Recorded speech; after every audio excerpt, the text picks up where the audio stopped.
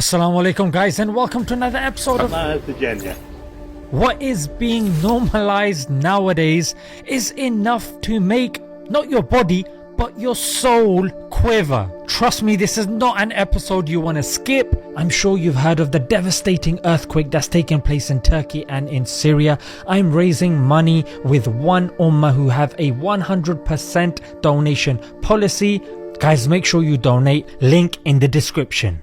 Now when it comes to Andrew Tate, Sneeko, mate, they're discussing them in Parliament. They're warning teachers to watch out in their classes for people that are pro-Tate. However, when it comes to the likes of Sam Smith, not a peep, mate. Rather, he's being celebrated. He's been given awards. So this is the same person that's promoting sexual perversions, stuff that our kids are picking up and yes, trying it in their lives, as you can see from this kid who was choking his girlfriend because of what he's seen on the internet. So in the last few days the Grammy Awards took place, and they are the most prestigious of the music awards. So I think it's fair to say that they reveal the following: what the benchmark for musical success is, the values of the industry and its owners, and of course what you need to become to be accepted into the mainstream. Let's look at a few Grammy winners. The first one is Kendrick Lamar.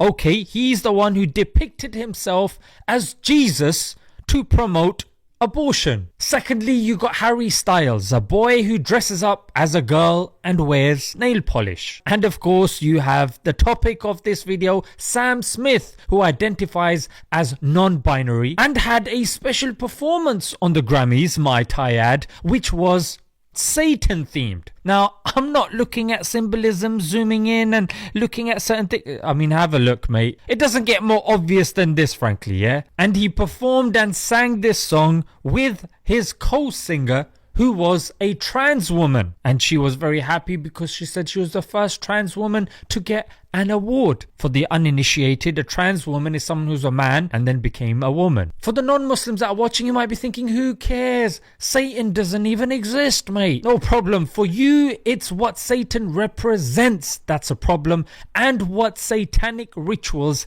entail. I can't even mention the things. They would get flagged by YouTube and it would affect the performance of the video. So number one, just having illicit relations with minors, with animals, also minors, and using their red stuff, promotion of selfishness, immorality, crime, vice, and whatever you want to call it. Anything that is opposite to good is something that's promoted by the devil, by Satan. Whether you take him to be real or you don't, this still poses a problem for you as well. Next, this is a strong evidence for a case that the arts have been hijacked as a vehicle for immorality and sin. Let's take comedy. That's being used to mock religion. Sculptures are being used to depict God. Paintings are being used to justify nudity. And music and movies are pretty much a mixture of all of these vices. Even the people that make it higher up.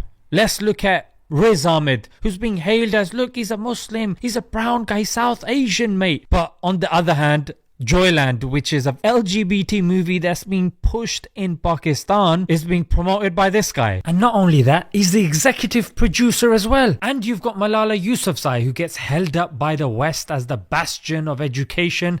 She's also promoting it as well. Anyone that you see higher up hasn't been allowed to go higher up without compromising their values. Now, before I leave you guys, what is the lesson for us? What do we learn from this? Number one, understand and realize yourself. Help your family and your friends realize this as well, that you cannot trust what you see on the screen. Believe what you see with your eyes, and even more important than your eyes is revelation, because even our eyes are limited. The view of God is all encompassing, and this is illustrated by the technology that we're seeing via AI. Look at deepfake that can pretend to be any celebrity convincingly. You know what the scariest thing in the world is?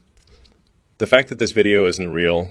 I'm not Elon Musk, but I'm using deepfake technology to appear as though I am him.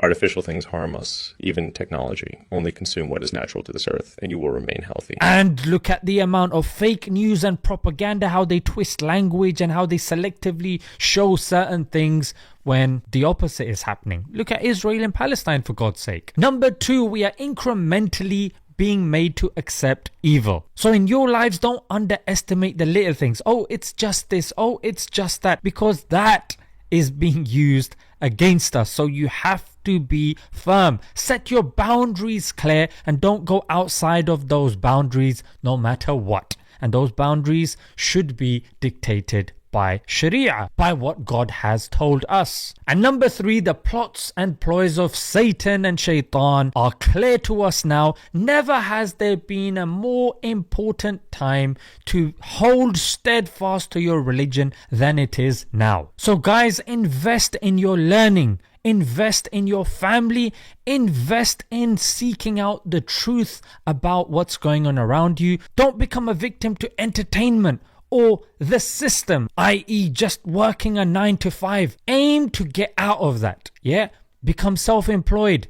Look into the news. Hang around people that are well versed and knowledgeable about this stuff. If on the one hand you're receiving all this evil, balance it with good. Let's leave it there, guys. Until next time. Assalamu alaikum.